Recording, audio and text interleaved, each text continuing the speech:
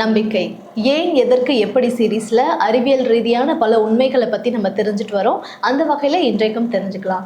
இது குறித்து நம்ம கூட விளக்கமாக பதிலளிப்பதற்காக மூத்த பத்திரிகையாளர் திரு திருஞானம் அவர்கள் இருக்காங்க. அவரை சந்திக்கலாம்.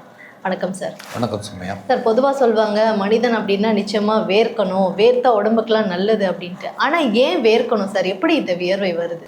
வேர்வை என்பது மனித உடலின் வெப்பத்தை கட்டுப்பாட்டில் வைத்திருப்பதற்கும் மனித உடல்நல மேம்பாட்டுக்கும் நடக்கிற ஒரு இயற்கையான ப்ராசஸ். இது நம்முடைய உடலில் உள்ள வேர்வை சுரப்பிகள் மூலம் நடக்குது.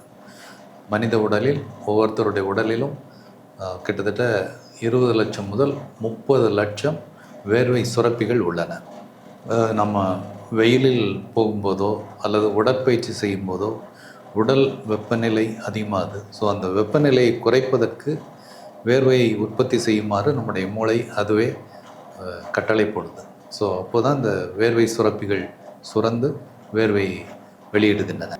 சிலருக்கு மன அழுத்தம் அதிகமானாலோ கோபம் அல்லது சோகம் இது அதிகமாகும் போது இந்த மாதிரி வேர்வை சுரப்பு நடக்குது.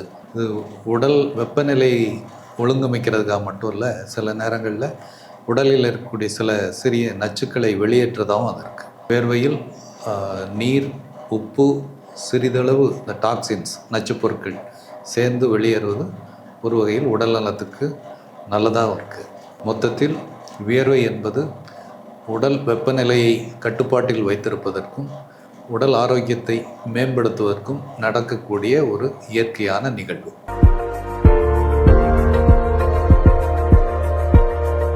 சார், பூமியை சுற்றிலும் ஒரு அட்மாஸ்பியர் இருக்குது, அது வளிமண்டலமாக இருக்குது அப்படின்றத நம்ம கடந்த வீடியோவில் பார்த்தோம். ஆனால் பூமியுடைய மையப்பகுதியில் என்ன இருக்குன்றதை பற்றி சொல்லுங்கள் சார். பூமியின் அதிகபட்ச ஆழம் அல்லது மையப்பகுதிங்கிறது பூமியின் மேற்பரப்பிலிருந்து 6371 கிலோமீட்டர் ஆழத்தில் இருக்குது. பூமியோட மையமும் சரி, அதை சுற்றியுள்ள பகுதியும் ஒரு கொதிக்கும் வெப்பநிலையில் இருக்குது. அது ஒரு கட்டம் வரை திரவப் பொருளாகவும் அடுத்து ஒரு திடப்பொருளாகவும் ஒரு மிக அதிக வெப்பநிலையில் இருக்கக்கூடிய பொருள் தான் பூமியின் மையப்பகுதியில் இருக்குது. அது குறிப்பாக 2 பிரிவுகளாக பிரிக்கிறாங்க. Outer core and inner core. Outer core அல்லது வெளிப்புற மையம் அது பூமியின் மேற்பரப்பிலிருந்து 2900 கிலோமீட்டரில் தொடங்குது.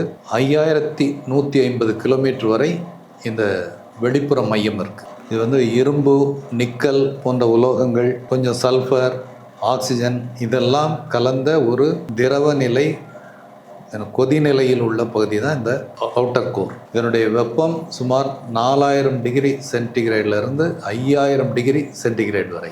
இந்த வெளிப்புற மையத்தில் இருக்கக்கூடிய இந்த வெப்பமான திரவ இயக்கம் தான் பூமியின் காந்த புலத்துக்கே அடிப்படை. இது பூமி இன்றைக்கு வாழக்கூடிய ஒரு கோளாக இருப்பதற்கு இந்த காந்தப்புலம் ஒரு முக்கியமான காரணம். சூரியனின் தீங்கு விளைவிக்கும் கதிர்களிலிருந்து இந்த காந்தப்புலம் நம்மை பாதுகாக்கிறது. அதே மாதிரி அடுத்து இன்னும் ஆழத்தில் இருக்கக்கூடிய உட்புற மையம் இன்னர் கோர். இன்னர் கோருங்கிறது 5150 கிலோமீட்டரில் ஆரம்பித்து கடைசி மிட் பாயிண்டான 6371 கிலோமீட்டர் வரை இருக்குது. இது இன்னும் கூடுதல் வெப்பம் கொண்டது. 5000 டிகிரி சென்டிகிரேட் முதல் 6000 டிகிரி சென்டிகிரேட் வரை கொண்டது. இது இரும்பு, நிக்கல் போன்ற உலோகங்களால் ஆனது. இது திடநிலையில் இருக்குது. மிக அதிக வெப்பநிலை இருந்தால் கூட திடநிலையில் இருக்குது. ஸோ இந்த அவுட்டர் கோர், இன்னர் கோர் ரெண்டும் சேர்ந்து தான், அதாவது வெளிப்புற மையம், உட்புற மையம் இரண்டும் சேர்ந்து தான் பூமியின் காந்தப்புலம் உருவாக ஒரு மிக முக்கியமாக காரணமாக இருக்குது. சொல்லப்போனால் சூரியனின் வெளிப்புற வெப்பத்தை விட அதிக வெப்பத்தோடு கொதித்து கொண்டிருக்கும் இந்த பூமியின் மையம்தான் பூமியோட ஸ்ட்ரக்சர் ஒரு குறிப்பிட்ட வடிவத்தில் பாதுகாக்கப்படுவதற்கும் மோசமான கதிரியக்கங்களிலிருந்து பாதுகாப்பதற்கும் ஒரு பெரிய ரோல் பண்ணிகிட்ருக்கு.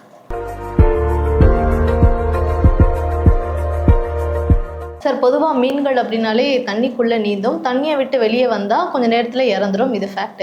ஆனால் சில வீடியோக்களில் சில மீன்கள் பறக்கிற மாதிரி பார்க்க முடியுது. அது எப்படி சார் பாசிபிள்? நீங்கள் சொன்ன மாதிரி சில மீன்கள் பறப்பது போன்ற வீடியோக்களை நம்ம பார்க்குறோம். உண்மையில் அவை பறப்பது அல்ல, தண்ணீருக்கு வெளியே நீண்ட தூரம் குதித்து அல்லது சறுக்கி செல்வது தான் அந்த காட்சிகள். சில மீன்கள் ஒரு 50 மீட்டர் தூரம் வரை இந்த மாதிரி தண்ணீரை தொடாமல் குதித்து செல்கின்றன அல்லது சறுக்கி செல்கின்றன. இன்னும் சில மீன்கள் 200 மீட்டர் தூரம் வரை கூட இவ்வாறு சறுக்கி செல்கின்றன. இவை பார்ப்பதற்கு பறப்பது போன்ற தோற்றத்தை தான் நமக்கு தருகிறது. இந்த பறக்கும் மீன்களுக்கு சில வகை துடுப்புகள் ஒரு கூடுதல் பலமாக இருக்கின்றன. குறிப்பாக பெக்டோரல் ஃபின்ஸ் என்று சொல்லப்படும் மார்பு துடுப்புகள் பெரிய அளவில் அமைந்திருப்பதால் இந்த மீன்கள் பறக்கிற மாதிரி நீண்ட தூரம் சறுக்கி செல்ல முடியுது. சில மீன்களுக்கு பெல்விக் ஃபின்ஸ் என்று சொல்லக்கூடிய இடுப்பு துடுப்புகள், இவையும் அந்த பறக்கும் சக்திக்கு ஒரு அடிப்படையாக இருக்கின்றன. கிட்டத்தட்ட இந்த எல்லா மீன்களுமே காடல் ஃபின்ஸ் என்று சொல்லப்படும் வால் துடுப்பை பயன்படுத்தி நீண்ட தூரம் துள்ளி குதித்து அல்லது சறுக்கி செல்கின்றன.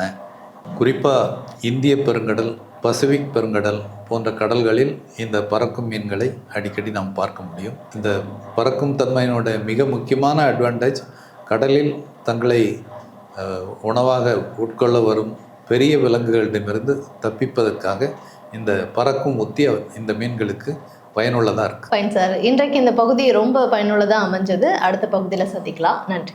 நன்றி சுமையா.